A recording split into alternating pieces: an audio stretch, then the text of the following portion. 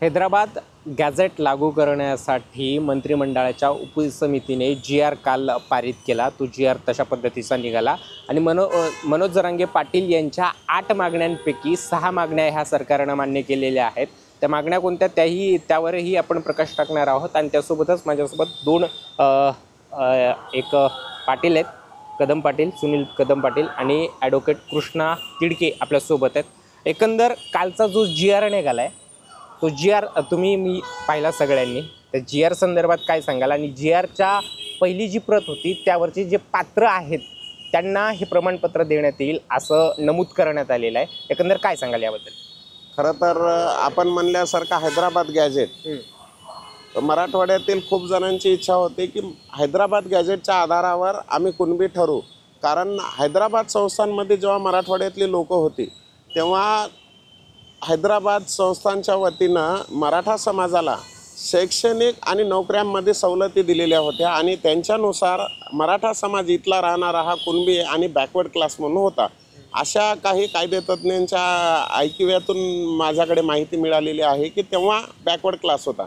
त्याच्या आधारावर सरकारची अशी भावना होती की हैदराबाद गॅझेट आणि सातारा गॅझेट याच्यानुसार जे कुणबी ठरतात त्यांना या मोठा वर्ग एक मराठवाड्यातला आणि पश्चिम महाराष्ट्रातला ज्यांचा कुणबी आधाराचा दाखला मिळेल त्यांना हे मराठा आरक्षण मिळेल अशा भावना सरकारच्या तरी आहेत आणि आमच्याही आहेत की जे मराठवाड्यातले आणि पश्चिम महाराष्ट्रातले जे खरंच गरजवंत आहेत, जे कुणबी आहेत।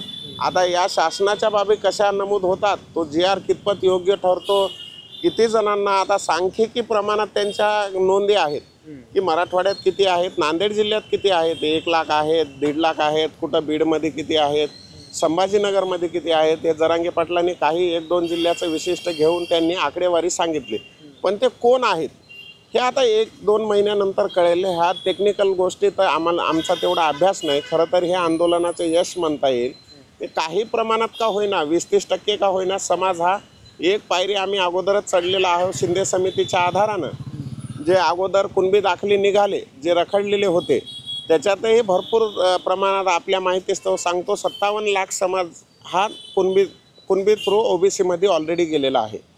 तर हे एक यश म्हणता येईल की हैदराबाद गॅझेट आणि सातारा गॅझेटच्या आधारानं अजून काही लाखो समाज जाईल। पण याला संविधानाचा आधारसुद्धा असेल ना। आता ते टेक्निकल गोष्टीचा आमचाही तेवढा अभ्यास नाही, तुम्हाला सविस्तर आता वकील साहेब सांगतील। नक्कीच ज्या मनोज जरांगे पाटील यांनी 8 ज्या बाबी समोर ठेवलेल्या होत्या त्यापैकी 6 ज्या मान्य केलेल्या आहेत मागण्या आणि त्यापैकी ज्या 2 मागण्या आहेत त्या 2 मागण्यासाठी सरकारनं मुदत मागितलेली आहे। एक म्हणजे मराठा हे कुणबी आहेत आणि सगळे सोयऱ्याची अंमलबजावणी हे पूर्वीपासून मनोज जरांगे पाटील मागणी करतात। ह्या 2 मागण्यांसाठी सरकारने याच्यावरती वेळ मागितला आहे। सर्वप्रथम हैदराबाद गॅझेट लागू करण्यात आलेला आहे, त्याचबरोबर सातारा गॅझेटसुद्धा लागू करण्यासाठी वेळ मागितलेला आहे। त्याचबरोबर जे मराठा आंदोलकावरती गुन्हे नोंद करण्यात आले होते ते मागे घेण्यात येणार आहेत। जे तरुणांनी मराठा आरक्षणासाठी बलिदान दिलं त्यांना आर्थिक मदत देण्यात येणार आहे व त्यांच्या कुटुंबातील वारसांना नोकरी येणार आहे। यासाठी सर्वप्रथम मनोज जरांगे पाटील यांचे मनावे तेवढे आभार आहेत। खरं तर हैदराबाद गॅझेटच्या माध्यमातून किती तरुणांना लाभ मिळेल हे पाहावं लागणार आहे, कारण लबाडाचं आमंत्रण जेवल्याशिवाय खरी नाही ही ग्रामीण भागातली मन या ठिकाणी लागू पडते काय अशी वस्तुस्थिती आहे। कारण त्यांनी जी-आर जरी काढला असेल तर त्यामध्ये पात्र व्यक्तींना ज्यांच्या पूर्वजांच्या नोंदी हैदराबाद गॅझेटमध्ये असतील किंवा ज्यांच्या नोंदी आहेत त्यांना पात्र ठरून त्यांना हे आरक्षण कुणबीच्या माध्यमातून देण्यात येणार आहे।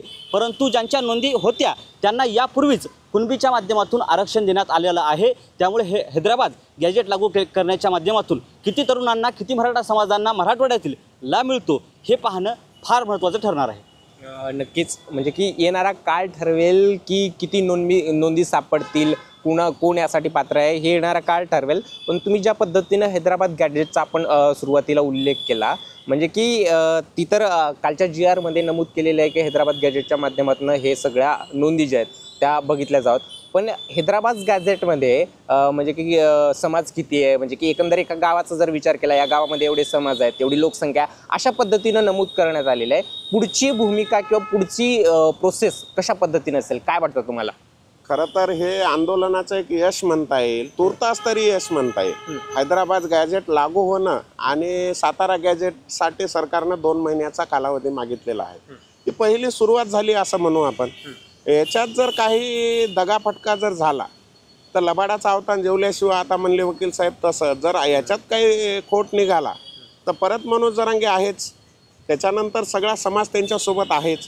त्यांनी जे गोष्टी केल्या ते लाईव्ह केल्यात, आपल्यालाही माहीत आहे, आपले प्रतिनिधी होते तिथं.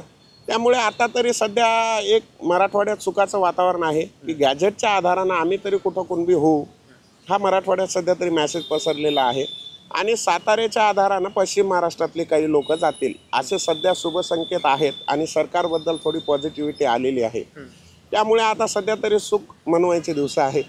याच्यानंतर जर काळानं गाला घातला आणि याच्यातही चॉकलेट द्यायचे धंदे असतील तर येणाऱ्या काळात संघर्ष अटळ आहे आणि ते आमच्या माथी मारलेलं आहे. छत्रपती शिवरायांच्या आमच्या विचारधारा आम्ही घेऊन चालतो, डॉक्टर बाबासाहेब आंबेडकरांची विचारधारेवर आम्ही काम करतो. तर येणाऱ्या काळात जर आम्हाला याच्यात आमचा अपेक्षित जेवढा वर्ग आहे तेवढा नाही गेला किंवा याच्यात गॅजेटच्या आधारावर आम्हाला जे अपेक्षित होतं ते जर नाही भेटलं तर येणाऱ्या काळात सरकार आणि मराठा समाज हा संघर्ष अटळ आहे. नक्कीच इतक्या दिवसापासून जे आहे ते आंदोलनं होतात, अगदी लाखोच्या संख्येनं आंदोलन होत आहेत. मुंबईत गेली 5 दिवस झाले मनोज जरांगे पाटील यांचं उपोषण चालू होतं आणि 5व्या दिवशी या आंदोलनाला जे उपोषणाला ते यश भेटलेलं आहे. एक शेवटचा प्रश्न आपण घेऊयात, म्हणजे की ह्या सगळी प्रोसेस म्हणजे 6 मागण्या मान्य झाल्या, ज्या पद्धतीने मी सुरुवातीला ज्या पद्धतीने सांगितलं, ह्या नोंदी सापडतील ही पुढची प्रोसेस आहे. म्हणजे पुढच्या 8 दिवसात सगळी धागेदोरे असतील किंवा स्पष्टता होईल या 8 दिवसात. परंतु पुढं जे तरुण असतील, शैक्षणिक क्षेत्रातले असतील, डॉक्युमेंटसाठी या पद्धतीच्या काही पुढं अडचणी येऊ शकतात का? एकंदर काय वाटतं तुम्हाला? नक्कीच. यांनी फक्त GR काढलेला आहे, परंतु पात्र व्यक्ती फक्त त्यात शब्द टाकलेला आहे. मग ही पात्रता कशाच्या आधारावर ठरवण्यात येणार आहे? GRच्या माध्यमातून कुणबी नोंदी सापडल्या नाहीत तर मग त्यात मराठा समाजातील व्यक्तींचं काय होणार आहे हे सुद्धा आपल्याला पाहावं लागणार आहे. आणि त्यामुळे जर येणाऱ्या काळामध्ये शासनाकडून GRच्या माध्यमातून फसवणूक झाली, समाजाची फसवणूक झाली, तर नक्कीच जरांगे पाटलांच्या नेतृत्वामध्ये हा समाज पुन्हा रस्त्यावरती उतरणार आहे. परंतु ही वेळ येऊ नये यासाठी शासनानं सर्वतोपरी प्रयत्न करणं गरजेचं आहे. कारण गोविंद पलाट खूप छान लिहितात की चुपचाप राहण्याची आमची मिजाज नाही, आम्ही बंडखोर आहोत, त्याला इलाज नाही, आमच्या रक्तामध्येच बंडखोरी आहे. छत्रपती शिवाजी महाराजांनी इथल्या व्यवस्थेच्या विरुद्ध बंड केलं, स्वराज्य निर्माण केलं. त्याचप्रमाणे महात्मा फुलेंनी व्यवस्थेच्या विरुद्ध बंड केलं, महिलांना शिक्षणाचा अधिकार दिला. डॉक्टर बाबासाहेब आंबेडकरांनी व्यवस्थेच्या विरुद्ध बंड केलं आणि पुन्हा इथं माणसाला माणूस म्हणून जगण्याचा अधिकार संविधानाच्या माध्यमातून केला. आणि त्याच संविधानाच्या माध्यमातून पुन्हा इथला समाज आरक्षणासाठी जर हे आरक्षण GRच्या माध्यमातून नाही मिळालं तर मनोज जरांगे पाटलांच्या नेतृत्वामध्ये पुन्हा हा समाज बंड करून उतरल्याशिवाय नक्कीच राहणार नाही. नक्कीच हे दोघांच्याही प्रतिक्रिया आपण पाहिल्यात. खरं तर काल GR पारित झाला आणि त्या माध्यमातून 6 ज्या मागण्या होत्या त्या पूर्ण झाल्यात. परंतु पुढची जी घडामोडी आहेत, म्हणजे की आता वकील साहेबांनी ज्या पद्धतीनं सांगितलं की डॉक्युमेंट संदर्भातलं, तरुणांच्या संदर्भानं किंवा या GRच्या माध्यमातून नेमकी पुढची भूमिका सरकारची काय असेल हे पाहणं सुद्धा महत्त्वाचं ठरणार आहे. माझा सहकारी जयसोबत आपण इथेच थांबूयात. पाहत राहा बोला नांदेड.